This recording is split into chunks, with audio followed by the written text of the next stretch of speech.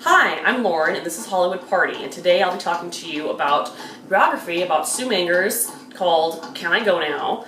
It's about a woman who was a super agent in the 70s. And if you don't really know your 70s movies, you're gonna kind of struggle with this. And I did a little bit because I don't watch a lot of 70s movies. But she was in charge of Barbra Streisand. That was her major star of the 70s, and that's probably the only 70s movies I'll be watching, is something with Barbra Streisand, because it's a little bit more glamorous for me, because the 70s were not glamorous enough. Just gross. Sue Mengers was kind of the American dream. She was born in Germany. Her parents came over to New York when she was a child, and she started from the bottom, now she here.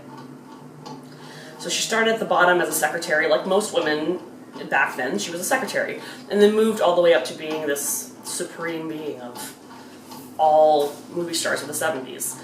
And one of the toughest parts to get past in this book is that she's a bitch. And if you don't know your history, that's gonna kind of turn you off and be like, ugh, she's a bitch, I don't care about her. But when you are a woman who wants to get somewhere and it's the 1960s and 70s, nobody cares. Feminism's like barely a thing then. So you kind of have to be a bitch to get your way. And she was. There were nice qualities to her. She had a husband that she loved, and she didn't have any children, but she did love her movie stars, but they were kind of doing stuff for her, so it was a kind of a two-way street. She was a drug addict, like super addicted to weed, and don't leave comments below and be like, weed's not addictive. Okay, if you're smoking weed all day long at your job and then at home, that's pretty addictive, dude. So she was smoking joints all day at work in the 70s.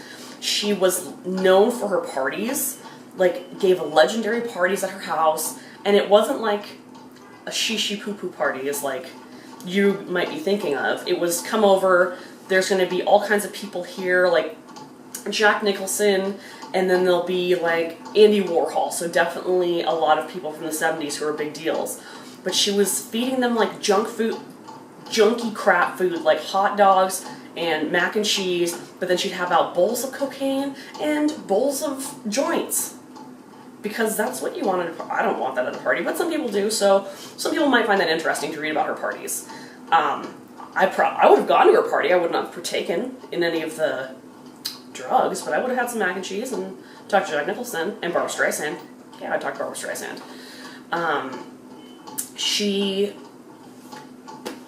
I think one of the things I really like about her, which is totally not really a personality trait, but she introduced me to caftans, which is now my thing.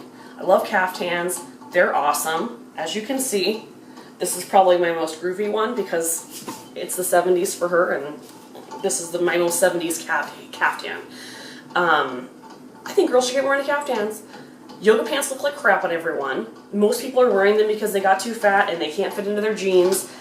They look like junk on you. If you can't fit into your jeans, then yoga pants look like crap on you. So wear a caftan, cover it up, looks like you put some effort in, but you didn't. I did my hair today and threw this on.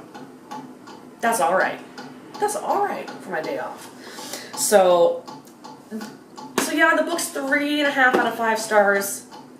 If you really like your 70s movies, read it. If you want to know more about the agents of the 70s, 60s and 70s, read it. I want to read The Kid Stays in the Picture by Robert Evans. He was huge in the 70s. He was really good friends with Sue. And I wish they would have got together, but he was with Ally McGraw. Damn it. And she wasn't that nice to him. Whatever. So if you don't really want to read that book, I would definitely recommend reading this, I'll Eat You Last. It was a play done a few years ago. Bette Midler was in it. She played Sue. It was a one-lady show. I'll leave like a commercial below of Bette playing Sue, so you can kind of get more of an idea of what it was like. This is great. It's really funny. I've had a few of my friends read it, and they don't know a damn thing about Sue or Hollywood, and they're like, this is funny. I like this. I didn't get to see the play because it's 45 minutes, and they were charging $400. No, thank you. That's prostitute money. I'm not spending $400 for 45 minutes, ever. But it's a great little read. I will also try and find, in this book, this book, Sue talks about this 60 Minutes interview that she did, and then she showed it to people who came over to her house, because she was that egotistical. I'll try and find clips of that and link it below so you can see what she was like. She is really brassy and loud. That is like maybe 30% fun to be around, 70% not. I've been around people like that and it's like, oh, this is fun, and then it really just wears on you. So I can see why she wasn't that popular of a person later in life, because she was kind of annoying. She does talk about, they do talk, in the book it talks about what Hollywood was like in the 70s, and that's kind of cool to kind of see the transaction of old Hollywood to the new stars and how they are. So read it, don't read it. This is kind of my first whatever book. So that's it for now. Thank you. See you next time. Bye.